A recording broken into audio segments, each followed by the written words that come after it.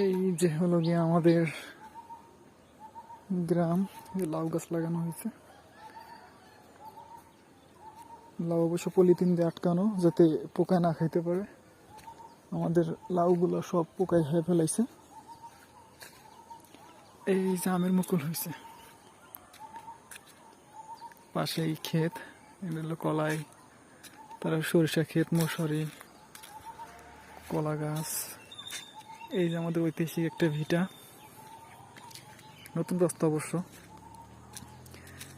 যেটা কয়েকদিন আগে কাটা হয়েছে এখান থেকে মাটি নিয়ে। এই আম গাছ, আমের মুকুল আসছে মাত্র, কয়েকদিনের ভিতরে দেখবো আম হয়ে গেছে। নারকেল গাছ, তারপরে হলো গিয়া ওই সামনে হলো খেজুর গাছ। এখানে অনেক খেজুর গাছ ছিল, 50, 60, 100টার মতো দুই পাশেই, কিন্তু এগুলো আস্তে আস্তে কাইটা ফেলানো হয়েছে। আমি ছোট সময় খেজুর গাছ ওইটা অনেক খেজুর পাড়তাম, মানে তারপরে খেজুরের রস, নিজে পটল হাড়ি কিনা এগুলো পারতাম। এই যে একটা বট গাছ, এখানে অবশ্য অনেকে ভয় পায় আসতে, কিন্তু আমি ছোট সময় থেকে এইসব আবার ভয় পাই না।